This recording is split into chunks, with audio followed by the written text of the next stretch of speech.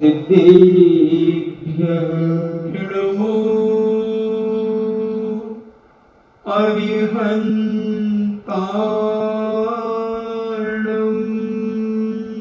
नमो अरिहन्ताणं नमो सिद्धाणं नमो सिद्धाणं नमो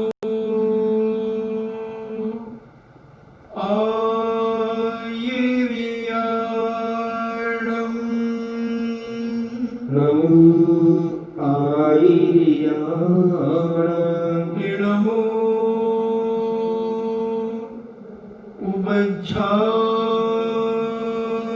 उभय्याणं नमो उपज्जायाणं नमो लोये सव्यसाहोणं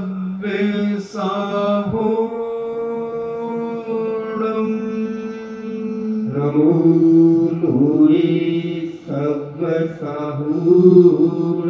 पंच परमेष्टि भगवान की जय अहिंसामय वीतराग विश्व धर्म की जय देवादिदेव 1008 श्री आदिनाथ भगवान की जय देवादिदेव 1008 चिंतामणि घोर उपसर्ग विजेता श्री पार्श्वनाथ भगवान की जय देवादिदेव 1008 शासन नायक बाल ब्रह्मचारी भगवान महावीर स्वामी की जय परम पूजनीय आचार्य श्रोमणि गुरुवर श्री कुंद कुंद महामुनिराज की जय परम पूजनीय आचार्य श्रोमणि गुरुवर श्री विद्यासागर जी महामुनिराज की जय परम पूजनीय निर्यापक श्रमण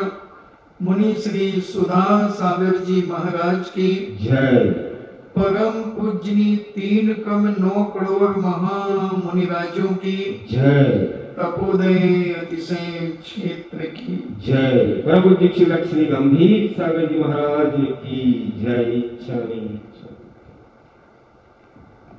चर्चा चल रही है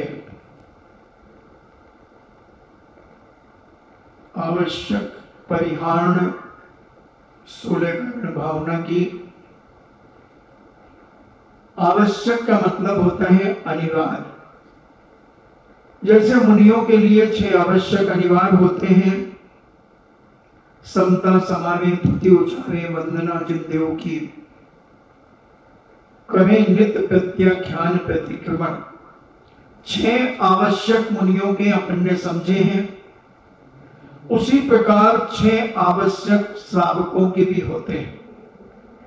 अगर हम तीर्थंकर प्रकृति का बंध करना चाहते हैं, तीर्थंकर बनना चाहते हैं, तो ये 6 आवश्यक हमें अपने जीवन में करना अनिवार्य। देव पूजा, गुरु उपासना, स्वाध्याय, संयम। अपन संयम पर चर्चा चल रही है। देव पूजा, गुरु उपासना,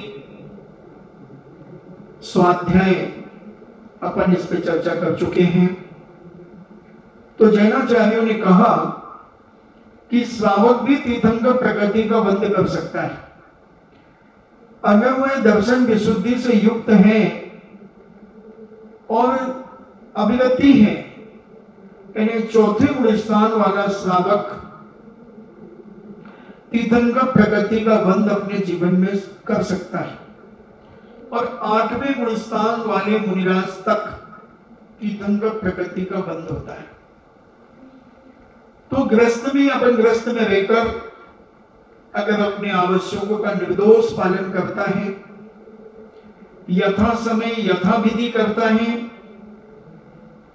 तो वह तीर्थंकर प्रकृति में कारण। तो संयम 2 प्रकार का, प्राणी संयम और इंद्रिय संयम। अभी अपन इंद्रिय संयम की चर्चा कर रहे हैं। अपन ने स्पर्शन इंद्रिय, रसना इंद्रिय, घ्राण इंद्रिय, और चक्षु इंद्रिय की चर्चा की। आज अपन कर्ण इंद्रिय की चर्चा करें कि कर्ण इंद्रिय में आज व्यक्ति कितना गाफिल हो रहा है, कितना सुनना चाह रहा है, कितना सुनना चाह रहा है। सुबह उठने से लेकर सोने तक कितना सुनता है, कितना सुनता है। और जब से ये मोबाइल चले हैं तब से तो इतना सुनता है और दूसरों को सुनाता है। कितना दिन भर में एक एक व्यक्ति अगर औसत निकाला जाए 137 करोड़ जनता का, तो कम से कम 2 घंटे 40 मिनट एक व्यक्ति के ऊपर पड़ जाता है। कोई 10 घंटे भी देखता है, कोई 2 घंटे देखता है, कोई 1 घंटे सुनता है। कितना सुनते हैं हम, कितना सुनते हैं। अब तो हमने देखा कि जब हम मॉर्निंग वॉक करते थे, रनिंग करते थे, तब किसी के कान में ईयरफोन नहीं होता था। मगर आज 99.9 व्यक्ति जो मॉर्निंग वॉक करने निकलते हैं, रनिंग करने निकलते हैं, साइकिलिंग करने निकलते हैं, सबके कानों में ईयरफोन होता है। और कहां तक कहें, पढ़ने वाला व्यक्ति भी ईयरफोन लगा करके पढ़ता है। कितना सुन रहे हैं, कान के पर्दे फट जाएंगे। जो सुनना है वो तो हम सुन नहीं रहे, और जो सुनना नहीं है वह हम सुन रहे हैं। आप अपने परिवार के बच्चों से ही आंकड़ा लगाएं कि आपके बच्चे सुबह से शाम तक मोबाइल में सुनते हैं या ईयरफोन में। अब तो वो पता नहीं गले में लटका लेते हैं कुछ, और मोबाइल 10-10 फुट दूर रहता है तो भी उनके कानों में आवाज चली जाती है। क्या सुन रहे हैं वो। और अब और एक नई फांसी अभी बच्चों की चल गई, माता पिता को लग गई। ये कोरोना के वजह से जो स्कूल कॉलेज बंद हुए, मोबाइल पर जो पढ़ाई शुरू हुई है, उस पढ़ाई के बहाने क्या सुनते रहते हैं बच्चे। मोबाइल चल रहा है उनकी पढ़ाई का, कोर्स का, और कान से सुन रहा है वो छूम छना ना ना ना ना ना ना, छूम छना ना ना ना सुन रहा है। न जाने कैसे कैसे गाने, क्या क्या देख रहा है, क्या क्या सुन रहा है, इसका कोई हिसाब नहीं। कब तक देख रहा है, कब तक सुन रहा है, इसका भी कोई टाइम नहीं। माता पिता तो सो गए, 10 बजे सो गए, 10:30 बजे सो गए। बच्चों के कमरे अलग अलग हैं। 2 बच्चे 3 बच्चे मान लो एक ही कमरे में हैं, तो क्या चला रहे हैं, अपने अपने बिस्तर में पड़े अपना अपना मोबाइल चला रहे हैं। क्या चला रहे हैं, क्या सुन रहे हैं, कुछ पता नहीं। हम कर्ण इंद्रिय के इतने गुलाम हो गए हैं, इतने गुलाम हो गए कि हमें कुछ ना कुछ सुनने चाहिए। आदमी खाली बैठा नहीं हो, मोबाइल चलाया। अब अपने घरों में देख लो,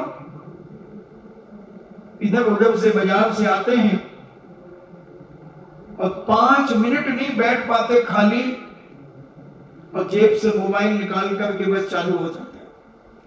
चाहे वो बालिकाएं हो, चाहे वो बालक हो, चाहे पालक हो, चाहे मां हो।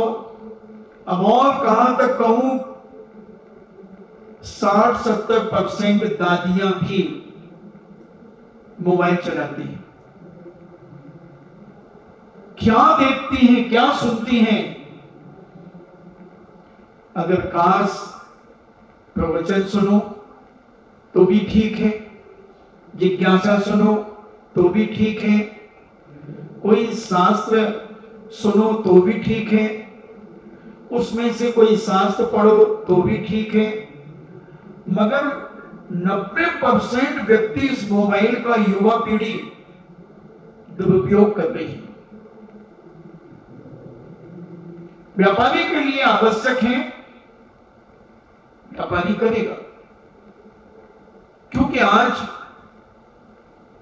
दूर दूर से व्यापार होते हैं, उनके लिए उसे मोबाइल चाहिए, उनकी आवाज भी सुनेगा, उनकी बात भी सुनेगा। मगर जिनको अभी ना व्यापार से मतलब है और न किसी चीज से मतलब है, फिर भी वो मोबाइल अपने परिवार से ज्यादा सुनते हैं। अब तो फैशन हो गया, गले में वो माला सी डाल लेते हैं और 2 ऐसे कान में घुसेड़ लेते हैं और बस जेब में मोबाइल रखा है और वो कान में चल रहा है, राय गीत भी सुन रहा है। मैं सुबह जंगल जाता हूं, रास्ते में मजदूर मिलते हैं मुझे जो माइंसों पर जा रहे हैं, स्टॉक पर जा रहे हैं, उनके कानों में भी वो ठेटे, क्या बोलते हैं, ठेटा जैसे लगे हैं। तो मैंने सोचा, जब एक बार देखा, नजर पड़ गई, तो मैंने सोचा कि ठंड का समय होगा तो रुई लगाया होगा, सफेद सफेद दिख रहा था कान में।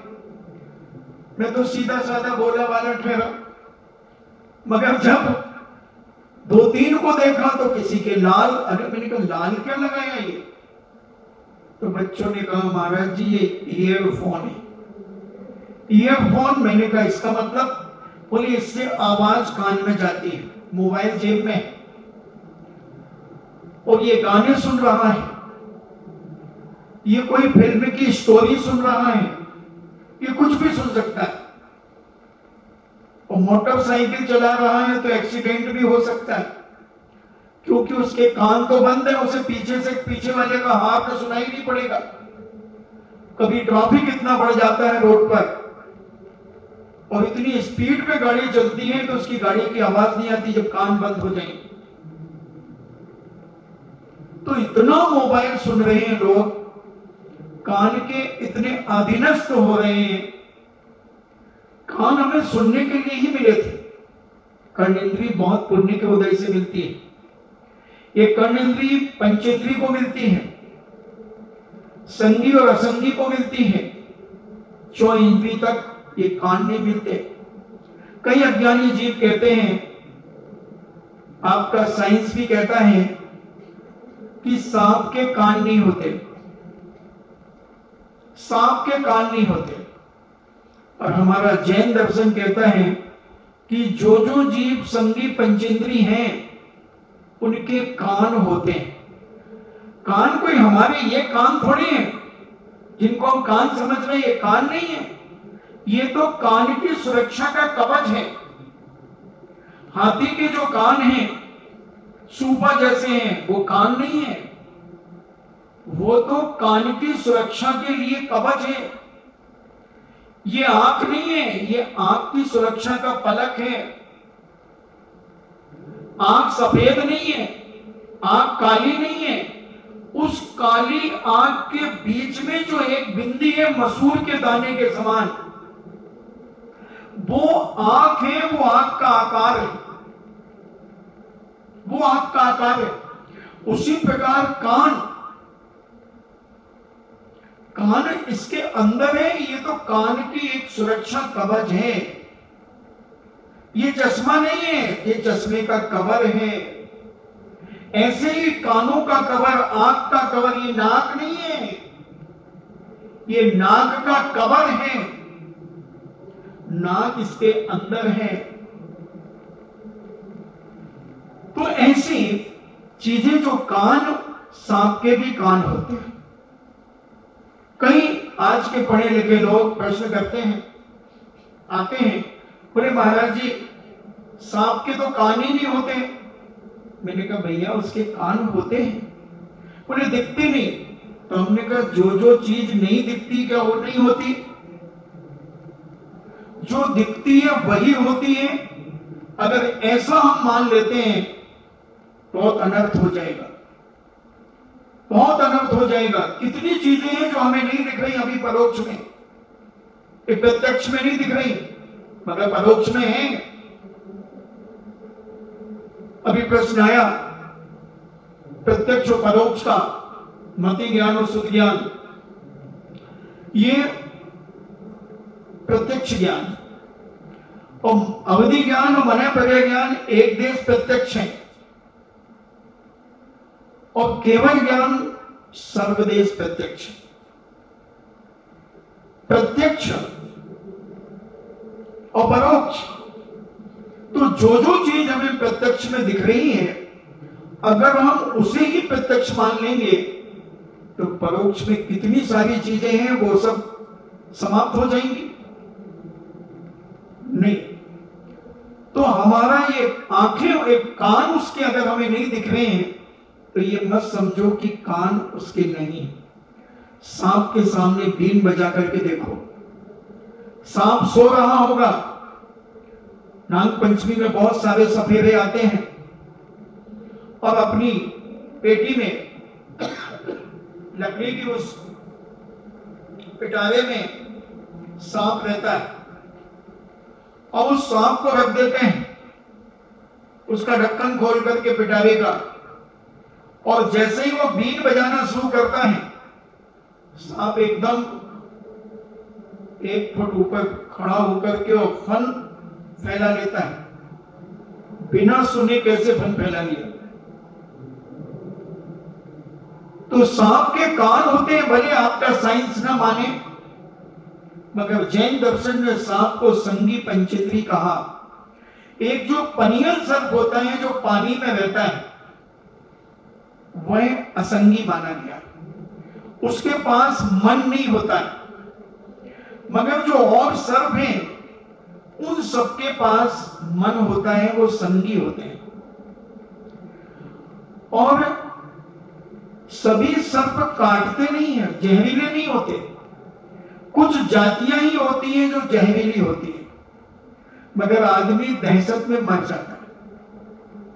मैंने बहुत पहले एक घटना सुनाई थी, तो अभी कान की बात चल रही है तो उसी में प्रासंगिक आ रही है। वो 2 बच्चे इसी राजस्थान में पढ़ते थे और पढ़ाई छुट्टियों में वो अपने घर जा रहे थे। रेगिस्तान में उनका घर था, जोधपुर से आगे।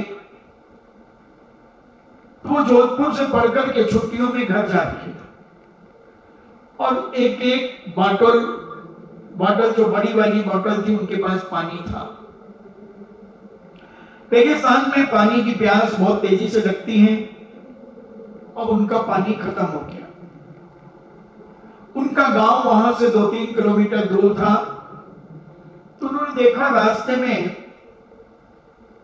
10-5 झोपड़ियां बनी हुई हैं। तो एक झोपड़ी में गए और कहा, मां मुझे बहुत जोरों से प्यास लगी है, पानी दे दे। मां ने अपने सगे कानों से सुना और कहा, बेटा इतनी धूप में तुम आ रहे हो, पानी मत पियो, थोड़ा बैठ जाओ और छाछ रोटी खा लो, फिर हम तुम्हें पानी पिला देंगे। और उसने भगोने में से छाछ निकाली और 2 कटोरों में छाछ रखी और ज्वार की रोटियां मसल करके उस छाछ में डाल दी। बच्चों ने एक दूसरे की शक्ल देखी और बोले, ये माँ तो बहुत अच्छी है, इतनी प्यारी माँ। और माँ ने कहा, बेटा खा लो, धीरे धीरे खा लो। और उन्होंने पानी रख दिया। दोनों बच्चों ने रोटियां खाई, पानी पिया, माँ के पैर छुए और कहा, माँ हम जाएं? बोले, बेटा पानी भी भर लो अपनी बोतल में। अब उन्होंने बोतल में पानी भी भरा दिया और दोनों बच्चे चले। अब छाछ तो कम हो गई, माँ अपने अकेले के लिए हिसाब से रखी थी। फिर भी उसने कहा, कोई बात नहीं। उन पात्रों को, उन कटोरों को मांजा और मांज करके उसने जैसे ही छाछ को यूं हिलाया और अपने पात्र में छाछ को डाली तो उसमें एक छोटा सा सांप का बच्चा उस छाछ में निकला। मां घबरा गई, मां घबरा गई, डर गई, मगर बच्चे दूर चले गए थे। 2 महीने की छुट्टी के बाद बच्चे पुनः लौट करके स्कूल के लिए आ रहे थे। उन्होंने कहा चलो मां के पास फिर चलते हैं। और मां के पास जैसे ही गए तो मां अपनी झोपड़ी में बैठी थी। बच्चों ने पैर छुए और कहा मां ढोक, हम स्कूल जा रहे हैं, छुट्टियां पूरी हो गई। मां ने एकदम देखा, अरे तुम जिंदा हो, अरे तुम जिंदा हो, ये आवाज उनके कानों में पड़ी। बच्चे कहते मां ऐसा क्यों पूछ रही हो? और ये बोले बेटा उस दिन जो हमने तुम्हें छाछ और रोटी खिलाई थी उस छाछ में एक सांप का बच्चा निकला। इतना सुनते ही बच्चे धड़ाम से गिरे और मरण को प्राप्त हो। देखना दहशत, घबराहट कितनी खतरनाक होती है। 2 महीने पहले छाछ पी है, रोटी खाई है और 2 महीने से जीवित हैं बच्चे, 2 महीने से जीवित हैं, मगर उस मां की आवाज उनके कानों में पड़ी, अरे तुम जीवित हो? हाँ मां। क्यों, ऐसा क्यों पूछ रही हो? अरे बेटा उस दिन जो तुम्हें छाछ रोटी खिलाई थी उसमें सांप का बच्चा निकला। सुनकर के बच्चे धड़ाम से गिरे और मर गए। काश अगर उस मां के पास नहीं जाते दोबारा तो वो मरण को प्राप्त नहीं होते। हम भी मर रहे हैं पता नहीं क्या क्या सुन करके, हमारे कानों की मौत हो रही है। क्यों कान खराब हो जाते हैं कई लोगों के, कई जन्म से बहरे क्यों होते हैं? बहुत सारे लोग हैं जो जन्म से बहरे होते हैं। उसका एक ही कारण है कि उन्होंने अपने जीवन में कान का दुरुपयोग किया है। इस जन्म में ना सही, पूर्व जन्मों में कान से जितना काम लेना चाहिए था उससे अधिक कई गुना काम हमने अपने कानों से लिया है। और आज के युवा तो नियम से ले रहे हैं। पहले के माता पिता 8-9 बजे शयन करने चले जाते थे और फिर सुनने का सवाल ही नहीं। और उसके बाद सवेरे 4-5 बजे उठते थे और उठ करके धार्मिक वातावरण अपना बनाते थे, स्तुतियां सुनते थे, अपने मुख से स्तुतियां पढ़ते थे, पूजन पढ़ते थे, तो वो मांगलिक चीजें उनके कान में सुनाई पड़ती थी। और आज 12-1 बजे 2 बजे तक ईयरफोन लगा करके बच्चे पता नहीं क्या क्या सुनते रहते हैं, आंखों से क्या क्या देखते रहते हैं। आज छोटी छोटी उम्र में चश्मा, छोटी छोटी उम्र में कान की मशीनें, और अब जी आने वाली पीढ़ी जो अभी वर्तमान में जो युवा युवतियां हैं, ये जब अपनी आयु पूर्ण करके मरण को प्राप्त करेंगे तब देखना इनकी इंद्रियां कैसी होंगी। इनकी कण इंद्री में मिलेगी कि नहीं मिलेगी क्या पता, क्योंकि जिस चीज का तुम दुरुपयोग करोगे वो कभी दोबारा प्राप्त नहीं हो। अगर कोई बच्चा खिलौना मां से मंगवाता है और खिलौना तोड़ देता है तो मां उसे फिर खिलौना नहीं दिलवाती। वो कहती है तुम खिलौने बहुत तोड़ते हो, तुम्हें खिलौने नहीं मिलेंगे।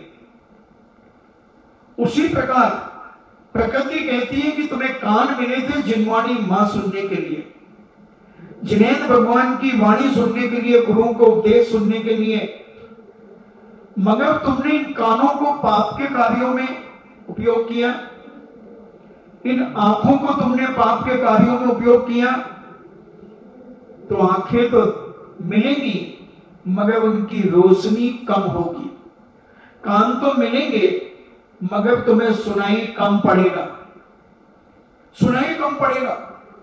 और धीरे धीरे वो कान इतने खराब हो जाएंगे कि मशीन भी काम नहीं कर पाएगी, मशीन भी लगाना पड़ेगी, वो भी काम नहीं करेगी, ऑपरेशन होंगे तो भी काम नहीं करेंगे, क्योंकि हमने दुरुपयोग किया।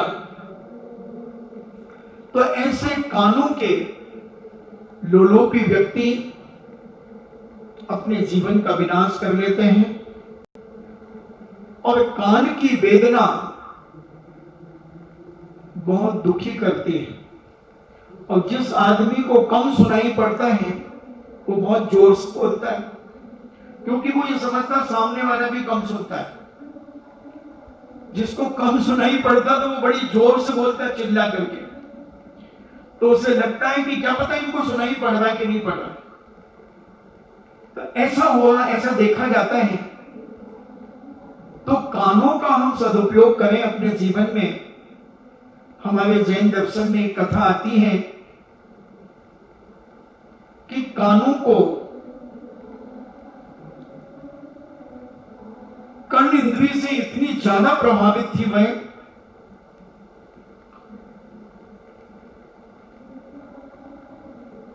पाटलिपुत्र के राजा गंधर्व दत्त थे और उनकी रानी का नाम गंधर्व दत्ता था।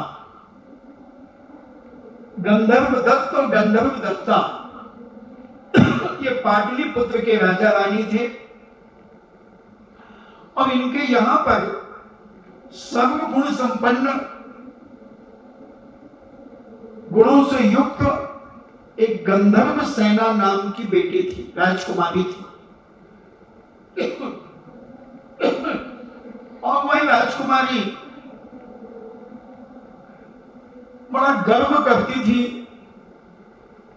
उसे संगीत सुनने का बड़ा शौक था।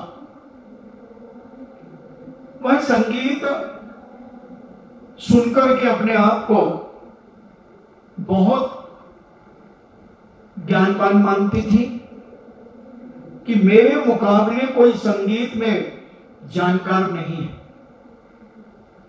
ऐसी वह गंधर्व सेना गर्व से विभूषित थी। धीरे धीरे बड़ी होती गई और पिता ने उसके पानी ग्रहण की चिंता की। तो उसने कहा, पिताजी मैं शादी तो कराऊंगी,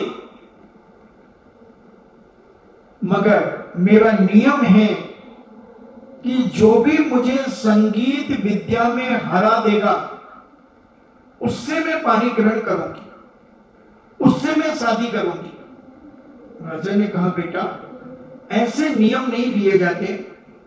बोले, पिताजी क्या बात करते हो, अगर कोई वर नहीं मिलेगा तो मैं कुंवारी भी रह सकती हूं,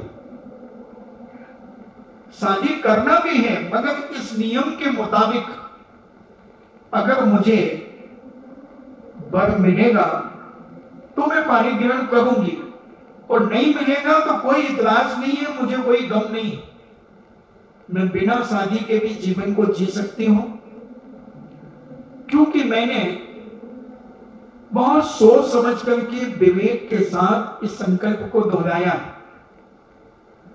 पिता ने ठीक है बेटा, और सारे राजकुमारों को खबर भेज दी, जो भी राजा महाराजा थे, कि जो भी मेरी गंधर्व सेना से शादी करना चाहता है वह अगर वाद विद्या में निपुण है, संगीत कला में अगर वह निपुण है, तो वो अपने वाद्य यंत्र लेकर के आए और मेरी राजकुमारी के साथ वाद्य वादन करे, बड़े बड़े राजकुमार, बड़े बड़े राजा महाराजा के राजकुमार जो बड़े प्रचंड योद्धा थे, ऐसे राजकुमार उस पाटलिपुत्र नगरी के पंडाल में पधारे। जगह जगह उनके बैठने की व्यवस्थाएं थी और राजकुमार के संगीत के लिए एक मंच बनाया गया और उस संगीत के मंच पर आकर अपनी अपनी वीणा, अपने वाद्य लाकर के उसका वादन करने लगे। और राजकुमारी एक सिंहासन पर बैठी हुई प्रत्येक राजकुमार का वाद्य सुन रही थी, उनका वाद्य का वादन सुन रही थी, उनके गीत और संगीत को सुन रही थी। मगर जो समय निश्चित था, उस समय में राजकुमार अपनी कला का प्रदर्शन करता। राजकुमारी 2 मिनट नहीं लगते और उसे परास्त कर देती, उसे परास्त कर देती। और राजकुमार मुंह लटकाकर अपनी वाद्य सामग्री उठाकर वापिस चला जाता।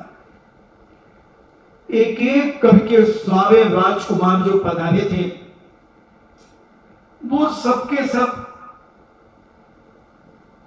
वापिस लौट गए। आसपास के राज्यों में बड़ी चर्चा हो गई कि राजकुमारी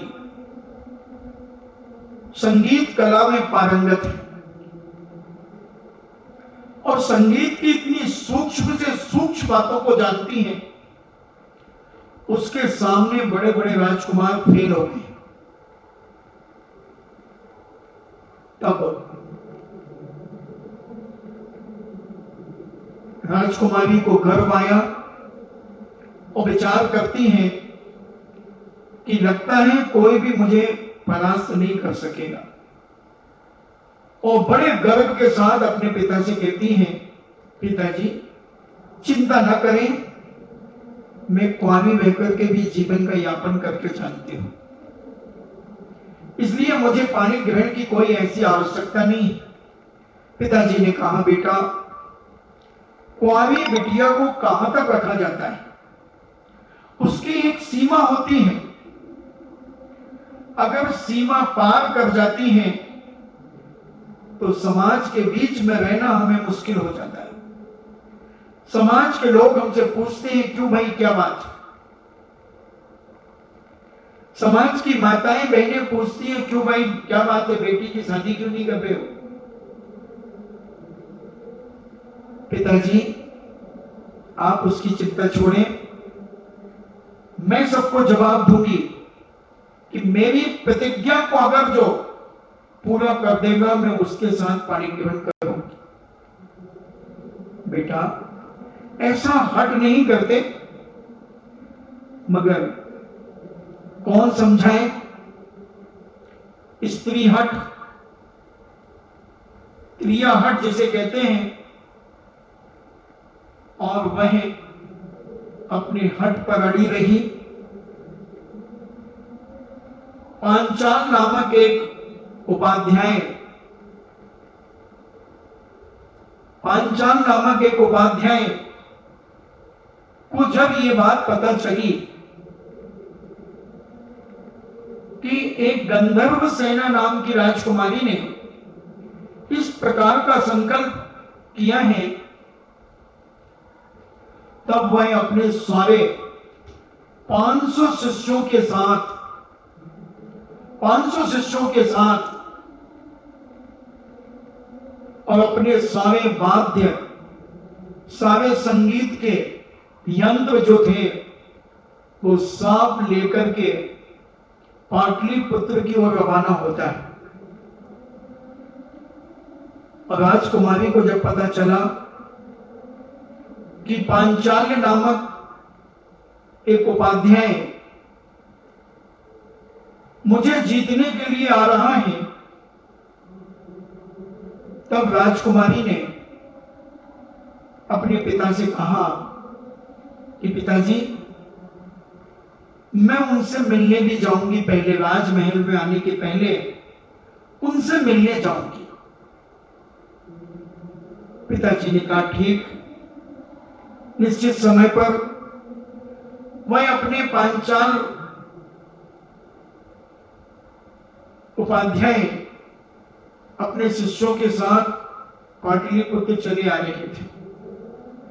रास्ते की थकान के कारण पाटलिपुत्र के नजदीक एक उद्यान में वृक्ष के नीचे वो लेट गया। सारे बात उन्होंने अपने आसपास रख लिए और शिष्यों से कहा कि ध्यान रखना, अगर कोई यहां पर आए तो मुझे उठा देना। शिष्यों ने कहा ठीक है। मगर शिष्य नगर देखने के लिए चले गए, बगीचे में घूमने चले गए और गंधर्व सेना जब उस उद्यान में आती है तो देखती है कि जो उपाध्याय है उसके चारों तरफ बड़े बड़े वाद्य रखे हुए हैं, मगर उसके मुख से लार बह रही है। हमारे यहाँ निद्रा होती है 5 प्रकार की, निद्रा, निद्रा निद्रा, प्रचला, प्रचला प्रचला और स्थान वृद्धि। तो ये 5 प्रकार की निद्राएं होती हैं। निद्रा वो कहलाती है कि आदमी सोता है और जरा सी आहट में उठ जाता है, इसको निद्रा कहते हैं। निद्रा निद्रा किसे कहते हैं कि जैसे आदमी सोया, अब उसे उठाया, उठ के बैठ गया, मगर बैठा बैठा फिर झपकियां ले रहा है, ये निद्रा कहलाती है। निद्रा निद्रा, नींद के ऊपर नींद आना, ये निद्रा निद्रा। प्रचला, लार बहती है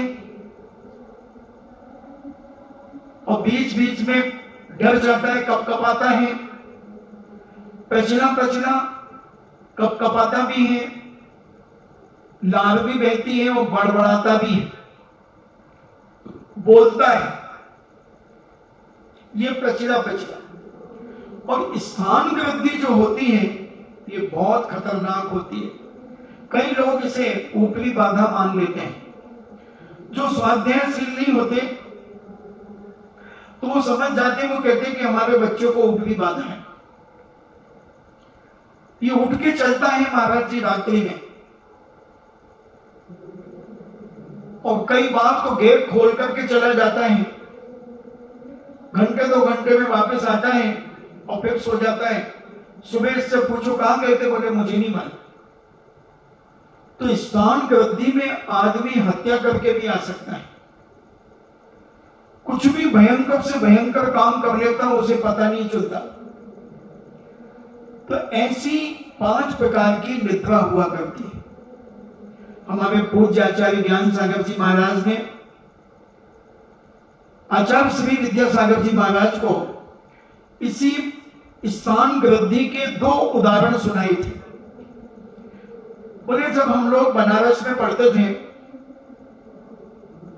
तो हमारे साथ के विद्यार्थी सब एक हॉल में सोते थे, और एक विद्यार्थी के हम कपड़े देखें तो उसके कपड़े गीले मिलते थे। पिजामा भी गीला, उसकी कमीज भी गीली, उसकी बनियान भी गीली। तो हम लोग उससे पूछते कि भैया तेरे कपड़े गीले क्यों रहते हैं, क्या करता है? बोले कुछ पता नहीं। कुछ दिनों के बाद बोले हम लोगों ने विचार किया कि अपन सोने का बहाना करते हैं और फिर देखते हैं कि रात्रि में क्या करता है।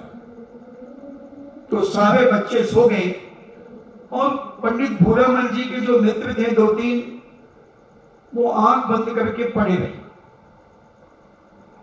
और वह रात्रि में उठा, वहीं पास में गंगा नदी थी, तो वह रात्रि में उठा, उसे तैरना भी नहीं आता था, और वो बच्चा रात्रि में उठा और उस गंगा नदी में कूद गया, और कूद करके हाथ पैर चला रहा, तैर करके वो उस पार चला गया। ये सब देख करके आश्चर्यचकित हो गए कि बोले अरे इसे तो तैरना भी नहीं आता था, ये तो पानी से ही डरता था, और ये कैसे चला गया। और जब लौट के आया और बीच में था तो इन्होंने आवाज लगाई कि अरे पागल, तुझे तो तैरना नहीं आता। उसकी नींद खुल गई और वो डूब करके मर गया। स्थान गद्दी का एक उदाहरण। दूसरा उदाहरण पूज्यवर ने सुनाया कि जब मैं बनारस में रहता था तो किसी बच्चे की शादी हुई और उनकी जो बहू आई वो एक दिन रात्रि में उठी, पूरा घर सो रहा है, सारे लोग सो रहे हैं, और उठ करके वो अपने घर से निकल गई। 2-3 किलोमीटर दूर चली गई जंगल में और अपने सारे आभूषण उतारे, सारे आभूषण, और एक चट्टान को ऐसे उठा लिया जैसे तुम 5 किलो आटे का पीपा उठा लेते। ऐसा चट्टान को उठा करके उसने साइड में रख दिया और सारे आभूषण, करदोनी, बेचनिया जो भी थे सब उतार के वहां रखे और वो चट्टान रख दी और घर आकर के सो गई। किसी को पता नहीं। सुबह जब उसके आभूषण नहीं थे तो उससे पूछा कि आभूषण कहां गए।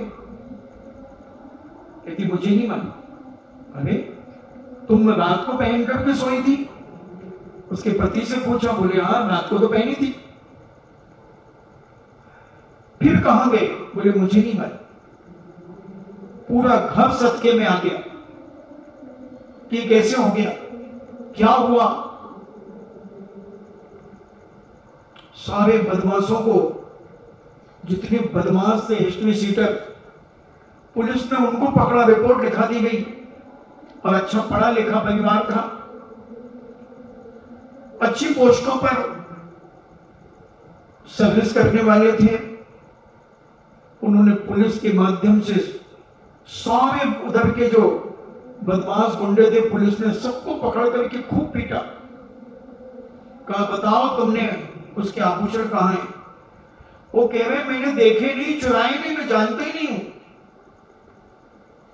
अब ऐसी जब समस्या आ जाए तो घर के बुजुर्ग माताओं को नींद नहीं आती।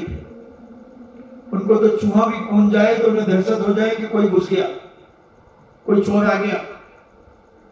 अनेक प्रकार की परेशानी उनके जीवन में उत्पन्न हो जाती है। तो उस घर में भी जो दादी माँ थी उनकी नींद हराम हो गई। किलो पौन किलो सोना चला जाए, क्योंकि आज के जैसे करधौनी नहीं बनती। आज तो ऐसी करधौनी बनाते जैसे नागिन हो। नागिन होती ना, 8-10 तोला की एक करधौनी बना लेते, आधी यहां खोसी, आधी यहां खोसी, वो दिखाती ऐसे जैसे मैं बहुत बड़ी सोने की करधौनी पहनी हूं। पहले तो 40-40 तोले की करधौनी होती थी। ऐसे आभूषण पहनते थे पहले के लोग। अब तो नकली मेंटेक्स, क्या मेंटेक्स 1 ग्राम सोना के पहनते हैं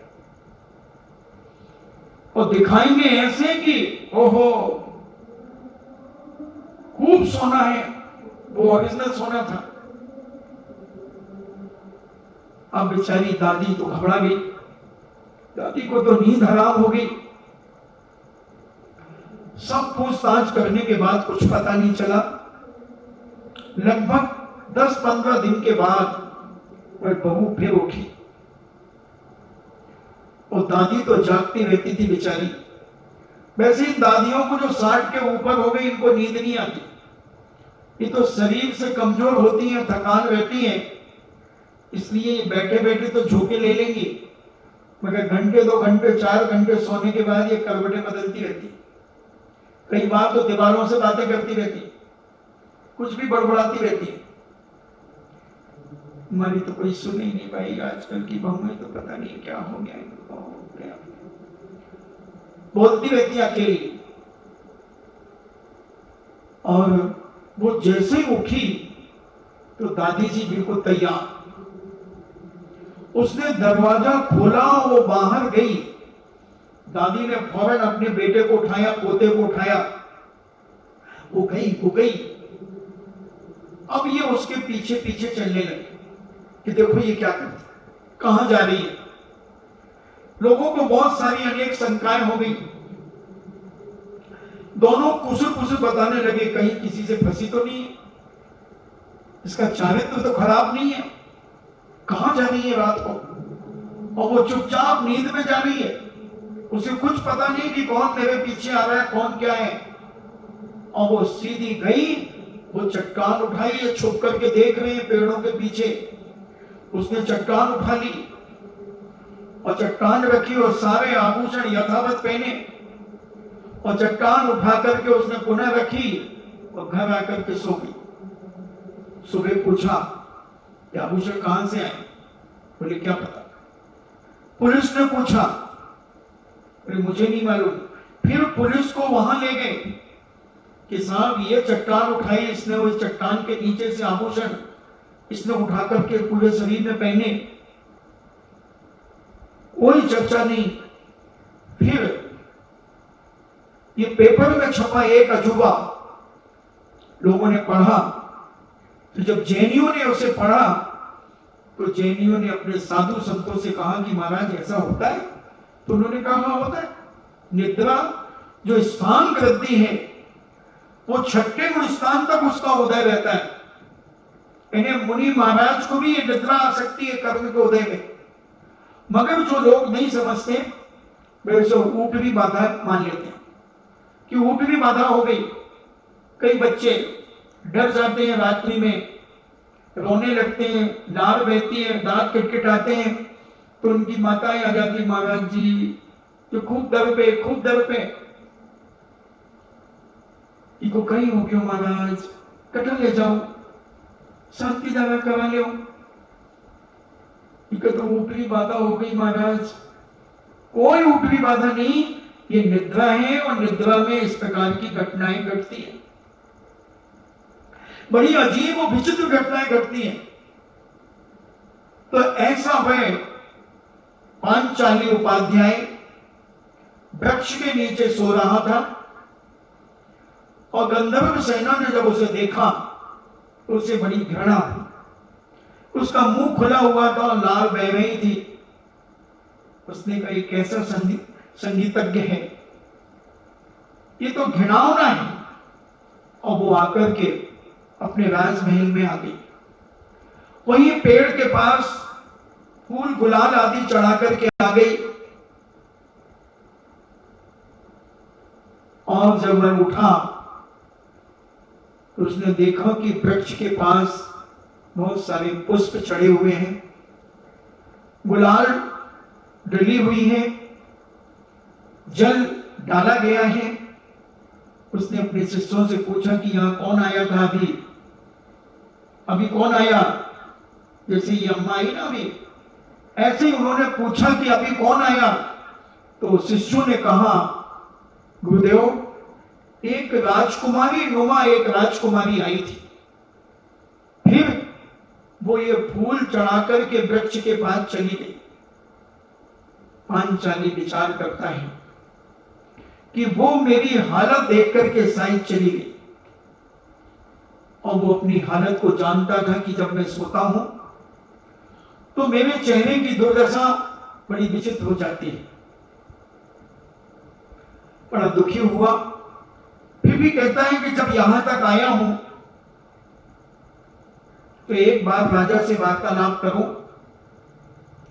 और वहां से उठ करके अपने सारे वाद्य उठा करके ले जाता है, अपने शिष्यों के साथ जाता है और राजा साहब से मिलता है कि राजा साहब मैं गंधर्व सेना से पानी ग्रहण करने के लिए आया हूं, उनकी जो भी शर्तें हों मुझे स्वीकार, अगर आपकी आज्ञा हो। तो राजा ने कहा कि अब तो रात्रि हो रही है, आप विश्राम करें। बोले राजन हमारे साथ 500 शिष्य हमारे, आप कोई ऐसा स्थान हमें दे दें कि हम 500 लोग वहां रुक सके। तो उन्होंने गंधर्व सेना के महल के पास एक महल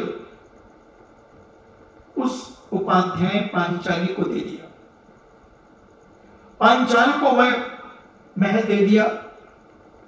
पांचाल बहुत बड़ा संगीतकार था, और उस बिल्कुल लगा हुआ राजकुमारी गंधर्व सेना के महल से बिल्कुल सटा हुआ महल, जैसे समझ लो अपना चिनालय और ये पंडा, इतनी दूर, कितनी दूर है, 10-15 फुट। और वह महल में 550 शिष्य पहुंच गए और वह पांचाली उपाध्याय भी सारी अपनी क्रियाएं दैनिक करके, रात्रि की करके विश्राम करने लगा और ब्रह्म मुहूर्त में उठा। ब्रह्म मुहूर्त में उठ करके उसने अपना रियाज करना शुरू किया, क्योंकि जो संगीतकार होते हैं, गायक होते हैं, बिना रियाज के कभी विद्या सदाकाल नहीं बनी रहती। रियाज का मतलब अभ्यास। हमारे विनोद भैया भी पिछले चातुर्मास में 3 बजे 2 बजे रात को उठ करके हारमोनियम चालू कर देते थे और फिर सुबह आकर के पूछते थे, महाराज जी आपको कोई दिक्कत तो नहीं हुई रात को? तो ऐसे जो संगीतकार होते हैं, जो गायक होते हैं, वो अभ्यास बहुत करते हैं। अभ्यास की जीवन में बहुत जरूरत, हर क्षेत्र में अभ्यास की जरूरत होती है। कोई भी कार्य आप अपने जीवन में करो, चाहे पढ़ाई करो, लिखाई करो, जो कुछ भी करो, उसमें अभ्यास चाहिए। और अभ्यास करने वाला कठिन से कठिन काम को अपने जीवन में कर लेता है। और वह पांचाल उपाध्याय ब्रह्म मुहूर्त में उठा, शुद्धि आदि सारे जो कार्य होते हैं वो किए दैनिक, और उसने अपनी वीणा उठाई और जो आलाप खींचा उस वीणा के माध्यम से, पूरे सन्नाटा था, उस सन्नाटे में गुंजायमान उस वीणा की आवाज इतनी तेजी से फैली, इसलिए वो मांडलगढ़ के किले पे हैं हमारे रविचंद्र। उस किले में रात को 2 बजे 3 बजे जब इच्छा हो, जब टिंग चालू कर देते। और वह पांचाल उपाध्याय ने जो आलाप खींचे, गंधर्व सेना जागती है और एकदम सन्नाटे में उठ के बैठती और इधर उधर देखती, आवाज कहां से आ रही है। और जिस तरफ से आवाज आ रही थी, वो अपने महल से, अपने उस शयन कक्ष से उठ करके भागती है उस आवाज को सुनने के लिए, उस सुर लहरी को सुनने के लिए। और जैसे ही भागती है, राजमहल में वहीं स्लिप हो जाती है और धड़ाम से गिर करके मर जाती है। इस कर्णेंद्रिय की लोलुपता के कारण एक राजकुमारी ने अपने प्राण गंवा दिए, प्राण गंवा दिए। जो चैलेंज किया था कि जो मुझे परास्त कर देगा उससे मैं पानी ग्रहण करूंगी। बंधुओं, हम इन कानों के अधीनस्थ न हो जाएं। इन कानों से हमें जिनेंद्र भगवान की वाणी सुनना चाहिए, जिनवाणी सुनना चाहिए, गुरुवाणी सुनना चाहिए। हम सुबह से शाम तक और शाम से सुबह तक क्या क्या इन कानों से सुनकर के इस कर्णेंद्रिय के गुलाम बनकर के अपने जीवन का विनाश करते हैं। मैंने बहुत शुरू में इसके बारे में बहुत व्याख्या की कि कान हमें जो मिले हैं, इधर उधर की राग देश की बातें सुनने के लिए नहीं मिले, इसकी उसकी चुगली सुनने और करने के लिए नहीं मिले, इसको उसको भिड़ाने के लिए नहीं मिले। हमें ये कान मिले हैं अपने आत्म कल्याण की बात सुनने के लिए, नर से नारायण बनने के रास्ते सुनने के लिए, और अपने जीवन को पवित्र करने के लिए, अपनी भावनाओं को पवित्र करने के लिए ये हमें कान मिले। मगर अज्ञानी मिथ्या दृष्टि जीव इन कानों का कितना दुरुपयोग करता है, क्या क्या सुनता है और क्या क्या सामने वाले को सुनाता है, कितनी नमक मिर्ची मिला करके इधर उधर की बातें भिड़ा करके और लोगों को सुना करके अपने आप को दूध का धुला मानता है, अपने आप को इतना समान, अपने समान तो किसी को गिनता ही नहीं। वो यही कहता है कि मैं तो बिल्कुल साफ सुथरा, मगर सबसे ज्यादा कीचड़ उसके अंदर भरा हुआ है और दूसरों को उस कीचड़ में लपेटना चाहता है। ऐसे बहुत सारे लोग मैंने दुनिया में देखे, आपने भी देखे होंगे कि जो सज्जन हैं उन सज्जनों को भी बिगाड़ना चाहते हैं, उनको भी यहां वहां की बातें सुना करके उनके मन को खराब करना चाहते हैं। ऐसे निकृष्ट जीव अपनी जिंदगी का विनाश करते हैं। इसलिए जैनाचार्यों ने कहा कि ये कान जो तुम्हें मिले हैं यहां वहां की राग देश की बातें सुनने के लिए नहीं। जहां राग देश की बातें कोई करने लगे उस व्यक्ति से जय जिनेन करके फौरन उठ करके चले जाओ। अगर अपनी जिंदगी का भला चाहते हो, अपने जीवन का भला चाहते हो, कर्म से बचना चाहते हो, संसार की 84 लाख योनियों में डूबने से बचना चाहते हो, तो कभी ऐसे लोगों की संगति ही मत करो। भले अकेले रह जाओ, भले अकेले रह जाओ, कोई जरूरत नहीं किसी दोस्त की, कोई जरूरत नहीं। अकेले रह करके भी अपने जीवन का आनंद लिया जा सकता है। जो सच्चा धर्मात्मा होता है, सम्यक दृष्टि जीव होता है और इस संसार से जो भयभीत होता है वह अकेले में ही आनंद ज्यादा मानता है। वो चाहता है कि जितने कम लोग मेरे पास आए उतना मेरे जीवन का आनंद, और जितने लोग मेरे पास आएंगे वो मेरा समय खाएंगे। काल बच्ची है वो, क्योंकि धर्म की तो कोई चर्चा करेगा नहीं। इधर उधर की राग देश की, इसकी भिड़ाना उसकी भिड़ाना, इसकी सुनाना उसकी सुनना, इसी में लोगों की जिंदगी जा रही है। और हमारे जैनाचार्यों ने कहा कि कर्ण इंद्री का संयम, कर्ण इंद्री का संयम तुम्हारा कितना है, और अगर कोई तुम्हें सुना भी दे जबरदस्ती तो तुम इस कान से सुनना और इस कान से निकाल के फेंक देना, अंदर नहीं ले जाना। अगर अपना कल्याण चाहते हो, अगर अपने जीवन का आनंद चाहते हो, सही जिंदगी जीना चाहते हो, तो सबके बीच में रह करके भी अकेले बन करके रहो। सबके बीच में रहकर अकेले रहना सीखो और इन कानों से वो चीज सुनो जो तुम्हारे कल्याण में कारण हो, तुम्हारी जिंदगी को पवित्र बनाने में कारण हो, तुम्हें संस्कारित करने में कारण हो, तुम्हारी संस्कृति को जीवित करने में जो कारण हो, राग देश से बचाने में जो कारण हो, उन लोगों के साथ अपना समय व्यतीत करो, उनके साथ उठो बैठो, उनसे वार्तालाप करो, और नहीं तो अपनी जिनवाणी उठाओ, कोई ग्रंथ उठाओ और उस ग्रंथ को पढ़ना शुरू कर दो। बहुत उंगली पर गिनने वाले लोग हैं बंधुओं जो अपने इन कानों का सदुपयोग करते हैं, और बाकी तो इन कानों का दुरुपयोग ही करते हैं।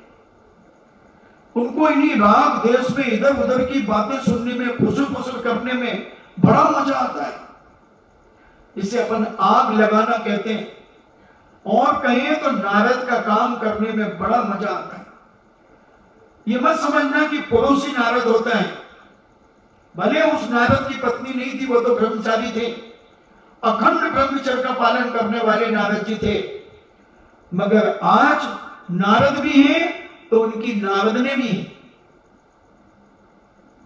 वो आग लगाने में बड़ी मास्टर होती है, ऐसे मास्टर पीस है वो, और ऐसे सीधे बन जाएंगे, या अल्लाह मैं तो कोई हल्ला ही ना करूं भाई, मैं तो सुनो ही कोई, मैं तो जाना ही कोई, और ऐसा मुंह बनाएंगे कि अभी रो देगी, अभी बोलेगी और 1 मिनट में ऐसी हंसेगी, ऐसी हंसेगा कि जिसका कोई हिसाब नहीं। ऐसे लोग भी इस दुनिया में हैं।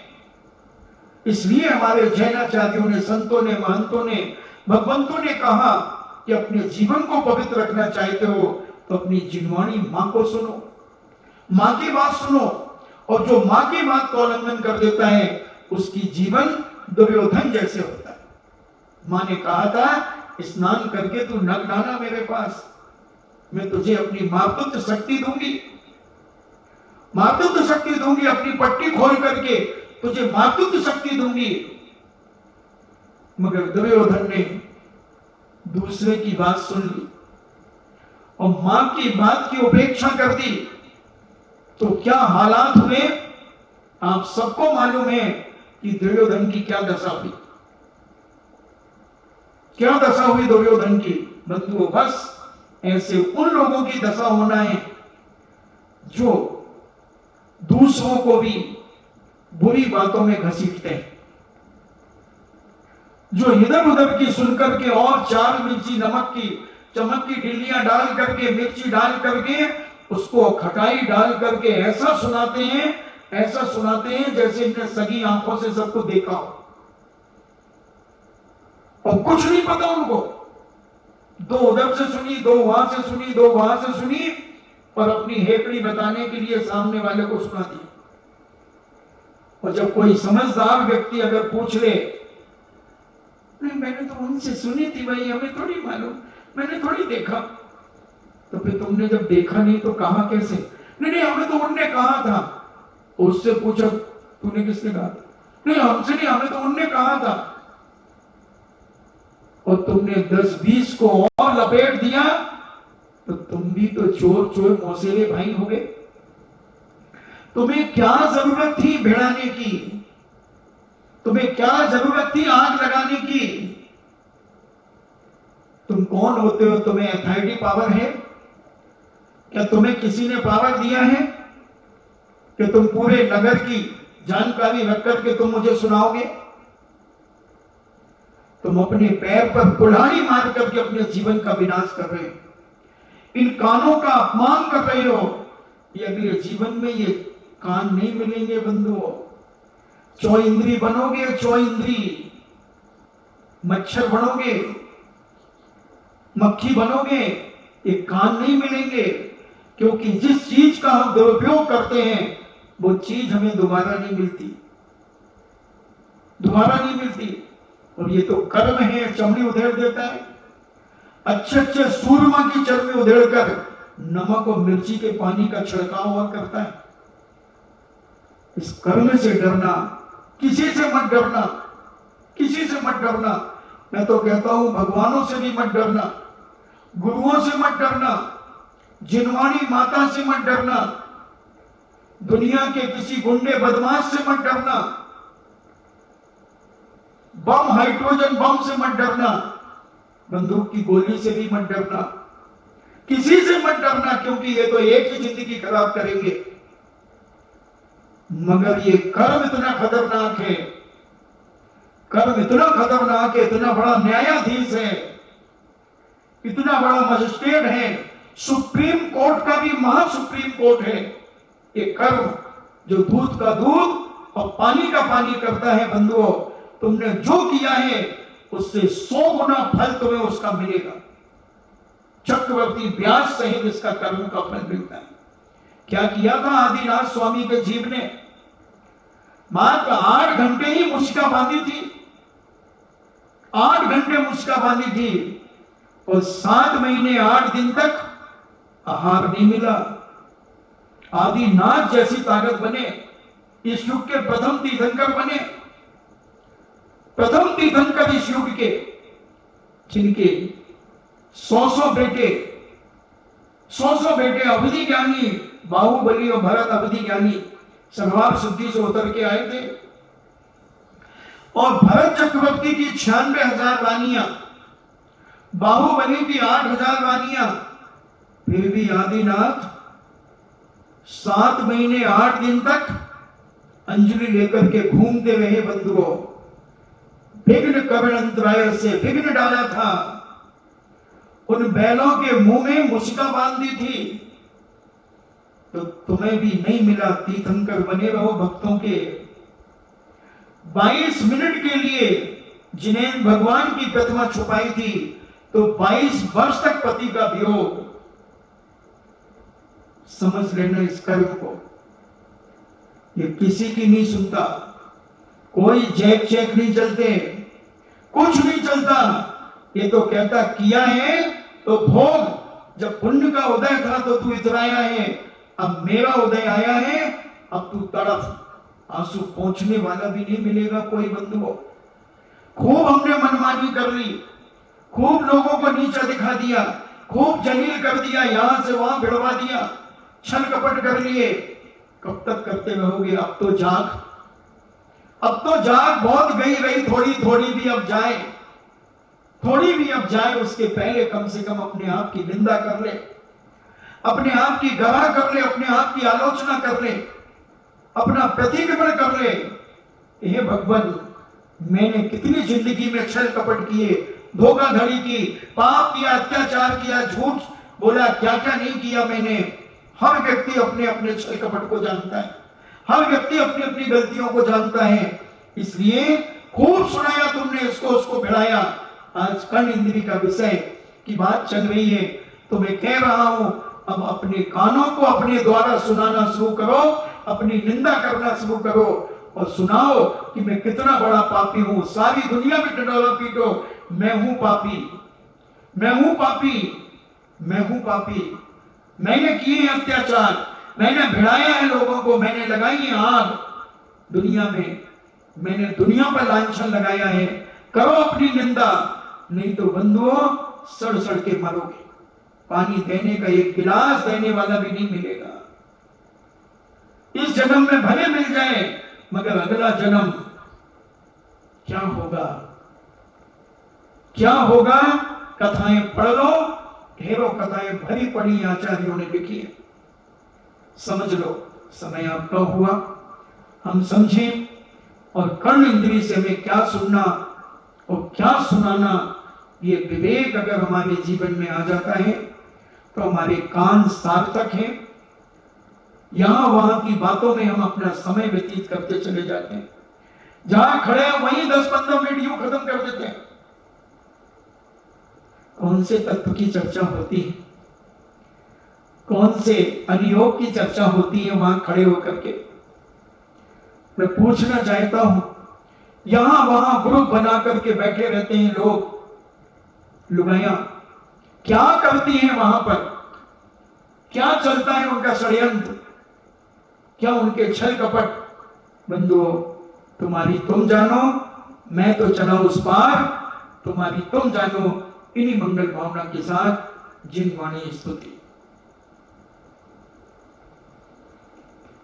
जिन वाणी के ज्ञान से सूझे लोकालोक, सो वाणी मस्तके धरूं, सदा देते हूँ धूप।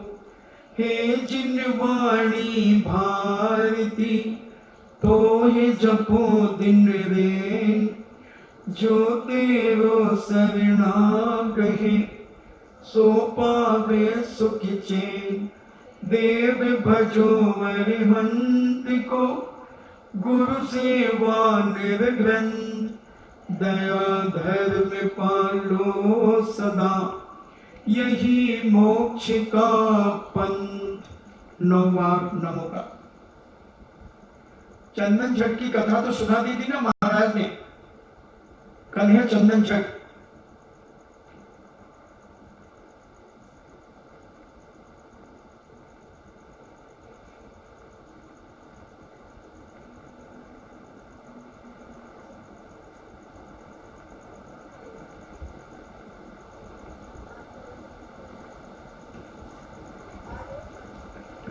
अरे मैं सोचा तो था सुनाऊंगा, मगर वो कर्ण इंद्री का विषय चल गया। अरे 2 छठे हैं, कल बता देंगे।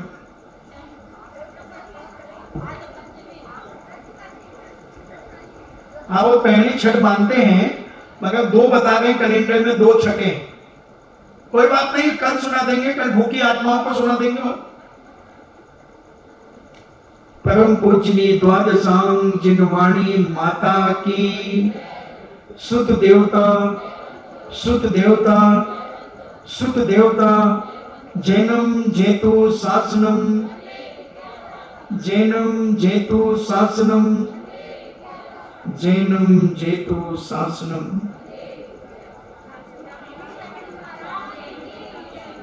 है क्या? ओ